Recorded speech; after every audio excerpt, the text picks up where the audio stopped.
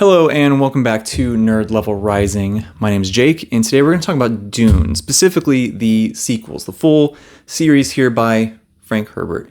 And this is an idea that I had after seeing Mike from Mike's Book Reviews post a video about this. This was a little while ago. This was like after Dune Part 2, the film came out, right? And everybody was talking about the books again, and there was getting a lot of renewed buzz around the story, and are the sequels worth watching, and all this kind of stuff. And I think Mike had a lot of really good points about that, so I'd highly recommend going and checking out his video, his channel in general, right? If anyone's watching me, you already know Mike, right? You already know his channel, but definitely go watch that video if you have not.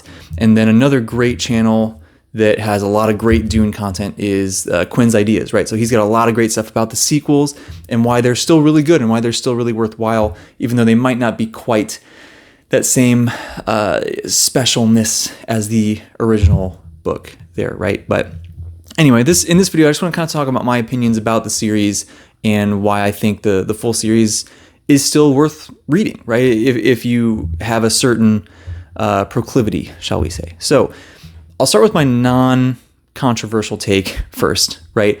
And that's that Dune, obviously, is awesome, right? It is an absolute staple in not just the sci-fi genre, but just in literature, right? Like this theme that he explores of like the charismatic leader and how it's not always such a great thing to follow them, but they're so hard to not buy into, right? It's so hard to resist the charisma and the energy and the leadership and all those intangible qualities that a lot of these people have. And sometimes it leads to amazing things, right? Sometimes they really can be the savior of a group of people or a nation or a world, right? But not always. Not always. Sometimes they're not really that cool of a dude, right? And a lot of times it can be really difficult to distinguish those until it's a little too late, right? So one of the major themes, that's certainly not the only one, but that's one of the major themes through Dune, and it's brilliantly done, right? And just so much amazing stuff also is happening with the world building and just all of the sci-fi elements that are done so well and so realistically, and with the shields and how they need to go back to fighting with knives and things, right? Because the shields can stop bullets, and the only way to get through it is a slower weapon. And we've seen that be used elsewhere in other series that were inspired by this, like the Sun Eater, for example.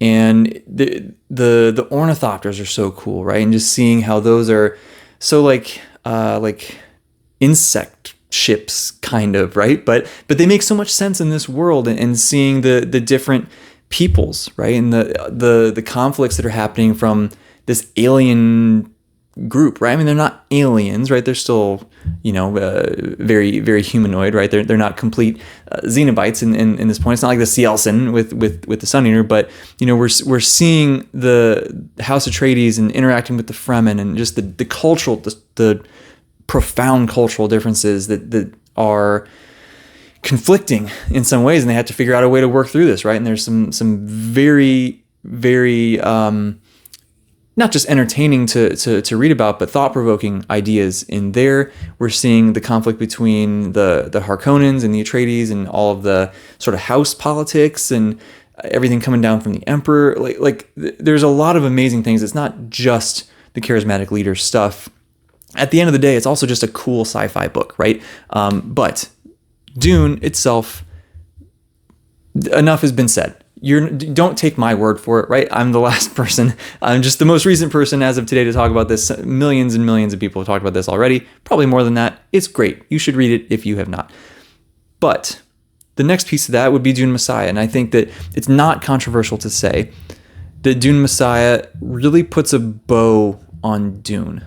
Right? Like it's one of those things that, for me personally, when I read Dune, I hadn't seen the movies. I just knew they were coming out, and I was like, I want to read this. And the end of the book just felt so abrupt, and it was so different from what I was expecting, not in a bad way, but the space battle is happening, and it's sort of just in the background, right? While other things are happening that we're exploring on the page, and that was so odd to me and just different and strange. Not bad, just different from what I expected. And now in hindsight, I've come to greatly appreciate that, right? Like the space battle doesn't have to be the focus of the attention. Other things can be much more important than that. But it was different, and I think some of that was a little bit jarring and took me out of some of the themes and the revelations and the ending of the book, the very end of the book. And then also it was pretty abrupt. I think we can be honest and say it ended pretty abruptly.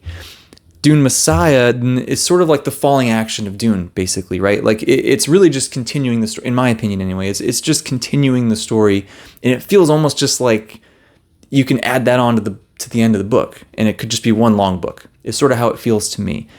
And I loved Messiah, right? In some ways, I like Messiah more than Dune because it explored some of those things. It explored the ramifications, it explored the consequences, and not just in terms of the world and the politics and what's happening, but the emotional things that Paul is going through.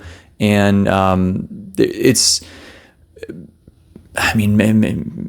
mandatory reading, basically, right? To get the full effect of Dune, I think you have to read Dune Messiah, unless you're not like me and maybe you got the full extent of the themes and that whole thing, that journey through Dune. I needed Messiah to get the full depth of it, and I think a lot of people probably do, especially newer readers, younger readers, people who are more used to seeing the epic battles and the action and all of that stuff, right? I think it's easier to have it spelled out a little bit more literally, and that's not a bad thing. I don't mean that as an insult at all. I needed that, right? It is what it is. And then we get into Children of Dune, and a lot of people love Children of Dune. I love Children of Dune. It starts getting into some weird territory, but it does really continue the events, what's happening in books 1 and 2, and we're seeing some more longer term ramifications. We're seeing the return of certain things, the continuation of certain things, the deepening of certain things. And it's a really weird but interesting journey to see how we got there. And it does make sense, right? Logically within this universe, it does make sense how we get there. And by the end of Children of Dune, we've kind of concluded certain things. We've closed the book on some things, but opened this new, just very odd and strange new book on some new things that then become what we explore in God, Emperor of Dune. And man, that book is so weird, dude. It's so weird. But at the same time, I couldn't look away, right? It's such a strange, it's very slow paced. There's not much happening. It's a lot of conversation, and it's a lot of just, not ramblings, but almost stream of consciousness, but in a very hyper intelligent way from this person that we're kind of, following. And it was like, man, nothing is happening, but I can't put this down. I could not stop reading that book for whatever reason. I don't know why. I don't know what kind of spell it cast on me or what, but man, it was very interesting. Very weird. If you're open to stuff that's not, the sci-fi that is the action-packed adventure that a lot of us are kind of, introduced to the genre through, it's great, right? It really, really is. And that's not controversial to say. Some people aren't going to like it, 100%. Some people are not going to like it. I think a lot of people probably aren't going to like it. But if you read the first 3 books and you get to this one, it's a very satisfying end to a lot of these storylines, right? It really closes everything down with the Atreides storyline and all of the consequences and the long-term stuff that's been building. And when I say long-term, I'm saying thousands of years from the beginning of Dune, from page 1 of Dune. And we're seeing the conclusion of a lot of that stuff. It feels like a really good ending to the series, really. Now, we're getting into some of my slightly more controversial opinions, I think. It's still not super controversial, right? But it's just maybe not the most popular opinion. But number 1, Dune is often marketed as 2 trilogies, right? We have Dune, Dune Messiah, Children of Dune, and then God Emperor, Heretics of Dune, and Chapterhouse Dune. I personally, through what I just sort of talked through, I think it makes more sense to think of Dune and Dune Messiah as a single book, Children of Dune as book 2, and God Emperor of Dune as book 3 in a trilogy. That's how I think it makes the most sense, to me at least, you get a complete story. You're spanning a very, very long time frame, but you do get a very complete and cohesive story with what feels like a very satisfying ending. Now we get into these last 2 books here, Heretics and Chapterhouse. And these, I was warned ahead of time that they're not the same. right? They're not, everyone says they're not nearly as good, right? Let's just be honest. That's what everybody says. I went into it with the expectation of, I know these are probably not going to be the same. They're not going to have that same magic that these earlier books had. But I just want to know more. I just want to spend more time in this universe. I just want to get more of the lore and the universe building, not just world building, universe building. I want to see more of this stuff. And I'm very glad that I did. I'm very glad that I read these books. They're not the same. The characters are not, I didn't connect to the characters nearly as much, right? I'm blanking on the name of that main Bene Gesserit that we follow in Heretics of Dune. Why am I in Chapterhouse? Why am I blanking on her name right now? But anyway, I did connect to her to some degree, right? I did enjoy that. Teg is awesome, right? He's just badass fighter, action, all this stuff, right? So that was really cool. I liked his stuff a lot. As a whole, it wasn't quite as just, it didn't grab me nearly as hard, right? Like the themes and the plot even, right? Like it just wasn't the same. It wasn't the same. But what I will say, I think the biggest thing to me, if you want more Bene Gesserit, you got to read these two books, right? You've got to. There's just so much interesting stuff happening with the Bene Gesserit. You learn a lot more about their history and why they're doing what they're doing and how they're doing what they're doing. You learn a lot more about the conflict they have with sort of their counterparts, right? With the Honor Matres, right? We get to see that collision and that conflict that's happening and growing and building, and then we get to the end and it kind of peters out because it's unfinished. There should be one more book, but you get so much more Bene Gesserit, and to me, like I was so interested in the Bene Gesserit through these first 4 books of Dune, right? That was probably the thing that interested me the most. I found it just so different and cool, and like that's what I want to learn more about, you know, and watching videos on Quinn's Ideas channel, right, about the Bene Gesserit, and I couldn't get enough, so I really wanted to read these. I'm so glad that I did. I got so much more depth and lore and history and everything about them, and it was really, really cool. The downside, of course, at the end is that it's unfinished, right? There was supposed to be another book. Frank Herbert was not able to finish it before he passed away, very unfortunately, and that's very sad, right? It's a letdown. It's unfortunate. It's frustrating. It's all the things. But the good news is it still was an enjoyable ride. It still was cool. I'm still glad that I read through it. And there is an ending that's out there if you want it, right? Frank Herbert's son, Brian, and Kevin J. Anderson have written a bunch more Dune books. There's a lot of takes about those books out there online. And, you know, some people say they destroyed the legacy of Herbert and Dune. Some people say that they're great, right? And there's still awesome stories in this world that we love and these characters that we love, and we get to just get more of it, and that's awesome. Is it the same? No, but we get more. And everywhere in between, right? There's a lot of opinions out there. I have not read any of those other books, so I can't speak to it myself.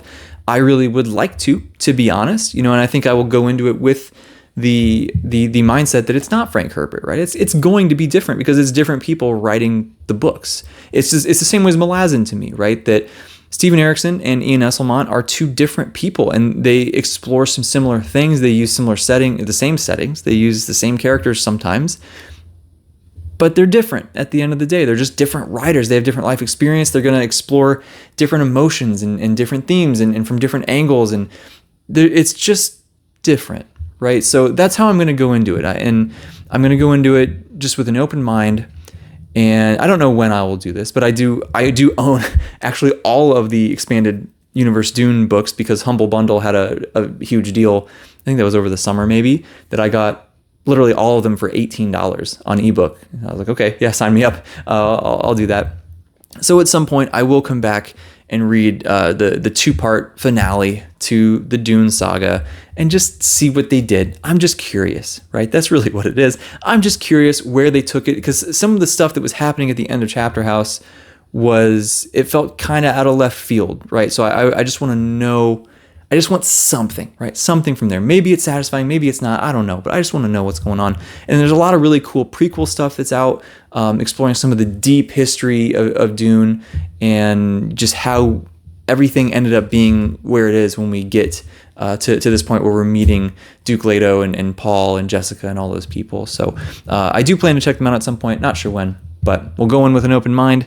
We'll see what's up, and at some point I'll be able to make another video talking about whether or not I feel that the expanded universe Dune books are worth it or not. But anyway, those are my thoughts on Dune, right? I think, is Dune itself the pinnacle?